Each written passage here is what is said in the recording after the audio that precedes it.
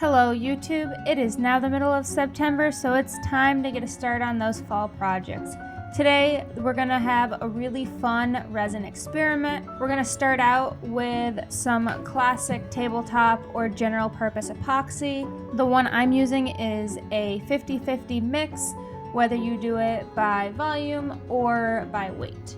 So I found these little measuring cups at the dollar store and they are a total game changer, because then you don't have to use separate measuring cups. You just pour into the big measuring cup. So as I start to mix, you're gonna see the resin turns cloudy, and that's normal, that's perfectly fine. And then right at the end of that first 2 minutes of stirring, it's gonna turn back to clear.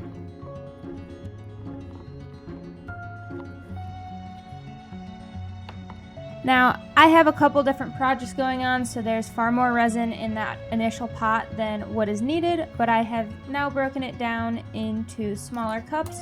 This first cup we're gonna add some silver pigments to, and with that powdered pigment, especially on this type of project, we really wanna make sure that all the powder is fully incorporated into that resin.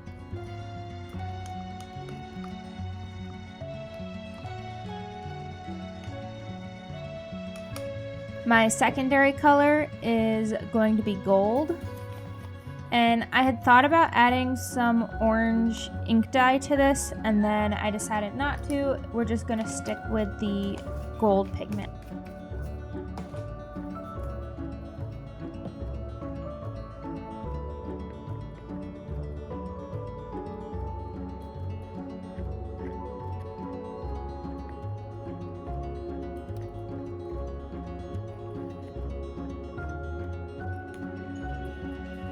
And then our third color is going to be Reflex Violet. This one is so unique that in the pot it always has this almost bluish purple color to it, but as soon as I start to pour it, it's the exact color of purple that I want it to be. Now we're going to grab the tray that I want to fill with resin. So now, here we're gonna grab a circular craft tray.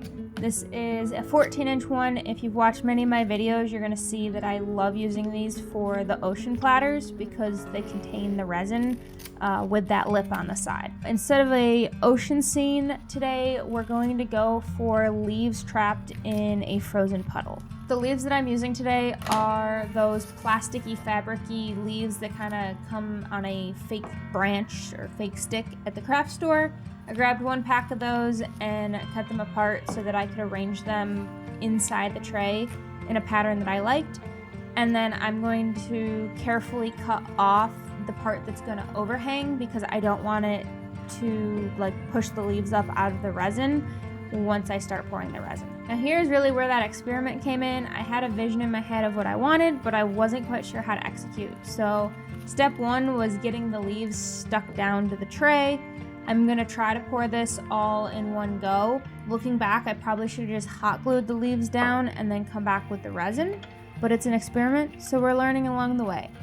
So you can see I'm just kind of dripping some of that purple resin underneath and immediately realized how much of a drippy mess this is gonna be. So we're gonna be very careful not to get resin on top of the leaves throughout this process.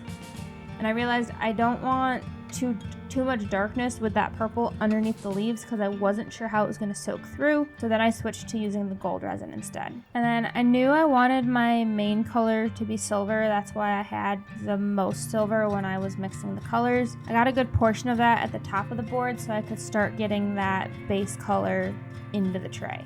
I also realized at this point that if I didn't want to pre-stick the leaves down with hot glue, that I could have poured the resin and then placed the leaves on top, and it would have been a much simpler process.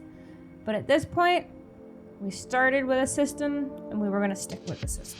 We're gonna kind of go back and forth between making sure that most of the leaves has resin underneath them or enough resin to keep them stuck to the tray. And then we're gonna start trying to swirl those colors together and create that puddle looking effect.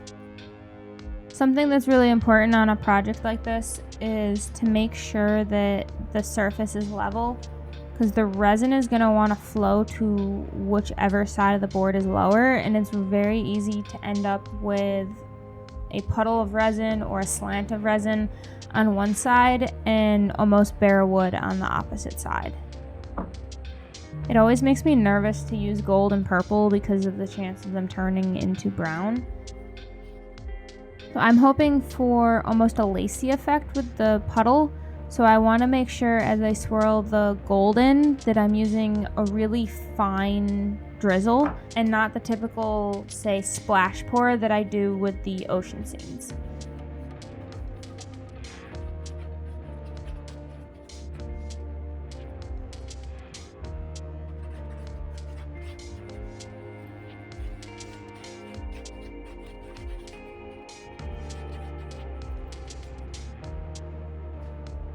And then I did decide I wanted that purple color in there. I was debating throughout this if I wanted that purple or not.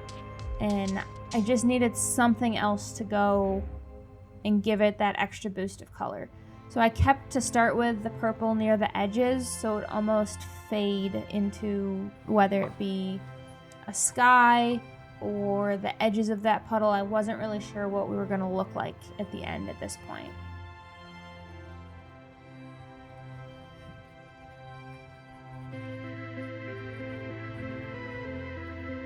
And you can see I didn't get the purple quite far enough, so we're just gonna add to it.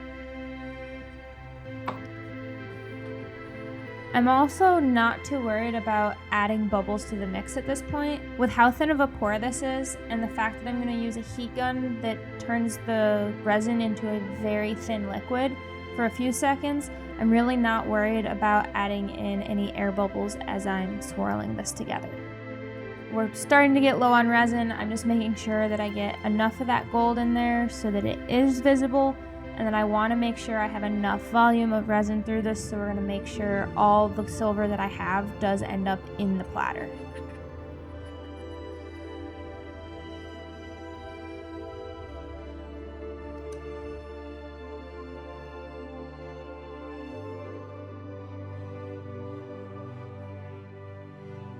I'm going to let the time lapse of this starting to cure play through.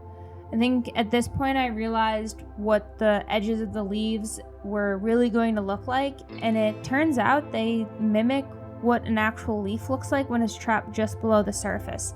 I had somewhat envisioned that that was a possibility, but I wasn't sure if it was really going to look like leaves trapped in water or not. And as it's starting to cure, I'm starting to be able to see that what I had hoped is actually going to start happening.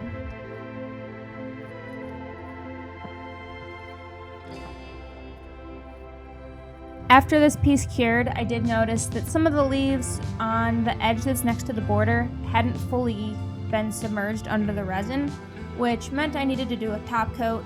So the next time I was out in the garage and had a project, I just made sure to reserve some of the clear resin before I added pigment to it, and just poured that over those specific leaves that weren't fully submerged, and then proceeded to flood coat the rest of the resin.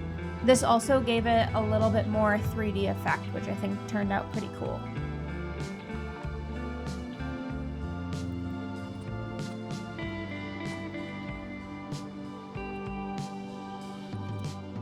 And of course, to make sure that flood coat got leveled out, nice and smooth, no bubbles, we hit it with a heat gun real quick.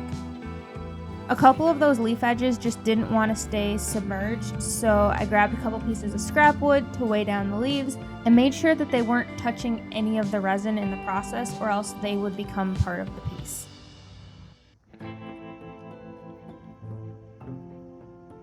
Once that flood coat cured, I came back with some stain to finish up those edges. I do like to get the stain on that inside lip of the platter. I just think it gives it such a more complete look. So I make sure I put it on and then immediately wipe it off to make sure it doesn't actually stain the resin. And I also don't want to scratch the resin in the process. I then stain the front face and the edges.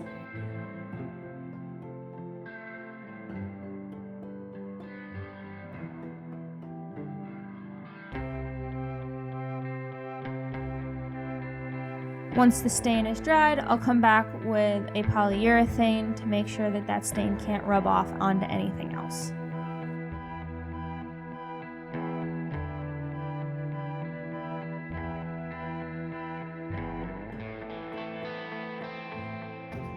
The final touch of this one was to add a alligator hanger to the back, and because this was an experiment, it's going to end up on my wall, but I'm really happy with how those leaves ended up partially submerged and looking like they're frozen in a puddle of ice.